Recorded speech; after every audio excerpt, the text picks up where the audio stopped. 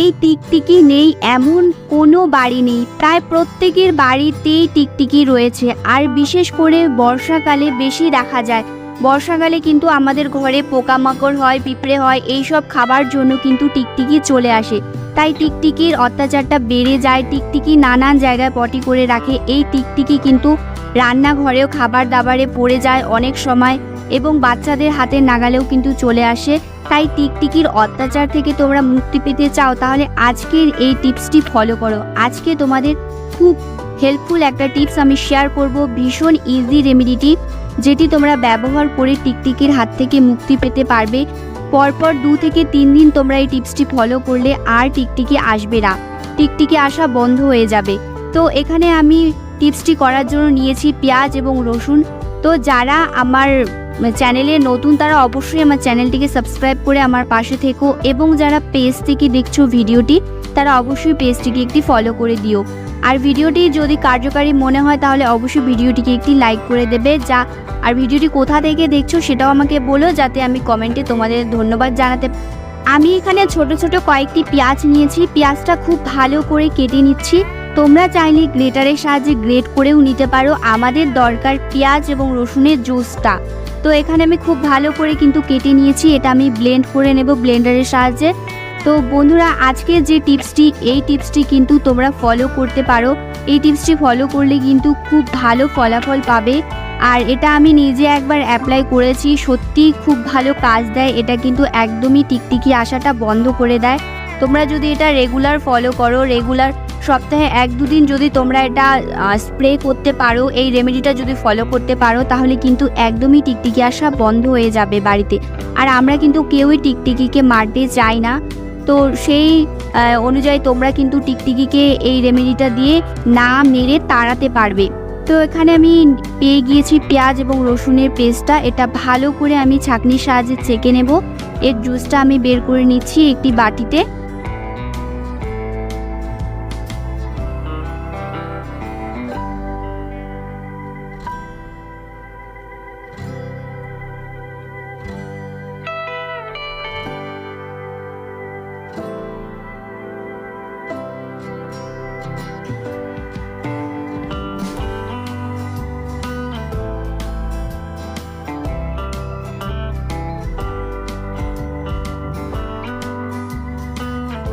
টিকটিকি কিন্তু পেঁয়াজ এবং রসুনের স্মেলটা একদমই সহ্য করতে পারে না।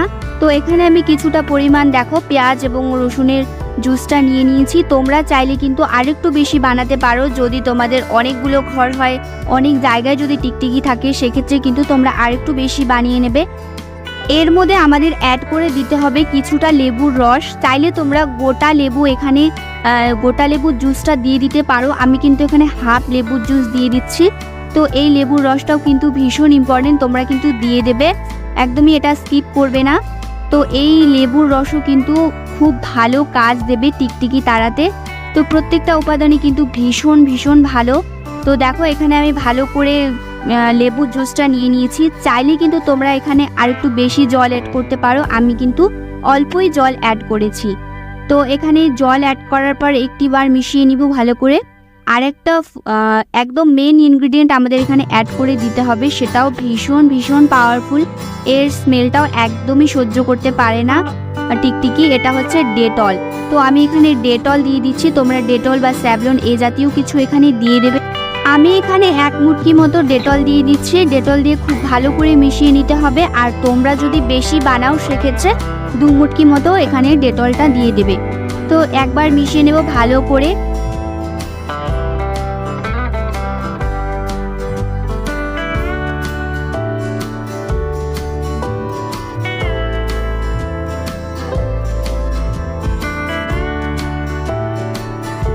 তো রেমেডিটা পুরোপুরি তৈরি হয়ে গিয়েছে। বাটিটা আমি সাইডে রেখে দিয়েছি। এখন আমাদের প্রয়োজন হবে কিছুটা তুলোর।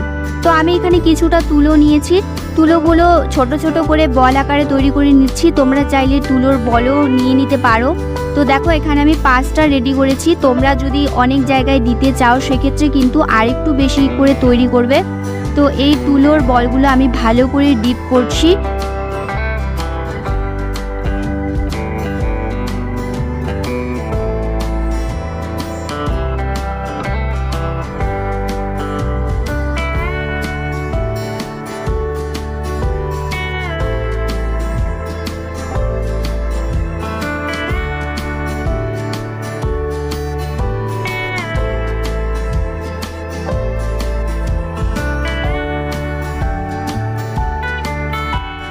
এখানে আমি সবগুলো বল খুব ভালো করে ডিপ করে নিয়েছি। বাদবাকি যে জুসটা আমাদের রয়ে গিয়েছে সেটা কিন্তু আমি একটি স্প্রে বটলে ঢেলে নিচ্ছি। এই স্প্রে বটলে কিন্তু ঢেলে তোমরা স্প্রে করে নেবে যেসব জায়গাগুলো টিকটিকি আসে।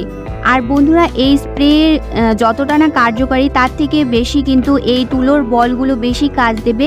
কারণ যখন আমরা স্প্রে করব কিছুক্ষণের জন্যই স্মেলটা থাকবে, তারপর কিন্তু স্মেলটা চলে যাবে। কিন্তু এই তুলোর বলগুলো কিন্তু অনেকক্ষণ পর্যন্ত স্মেলটা থাকবে আর টিকটিকি একদমই আসবে না। তো এইভাবে টিকটিকি না মেরে তোমরা খুব সহজে তাড়াতে পারবে। তো যেই জায়গাগুলো টিকটিকি বেশি আসে, জানলার সামনে এবং ভেন্টিলেটরে দিয়ে, এইসব জায়গাগুলো খুব ভালো করে তোমরা স্প্রে করবে এবং তুলোর বল একটা করে সাজিয়ে রেখে দেবে, তাহলেই কিন্তু খুব ভালো ফলাফল পাবে। তো আজকের মতো ভিডিওটি এখানেই শেষ করছি। টাটা।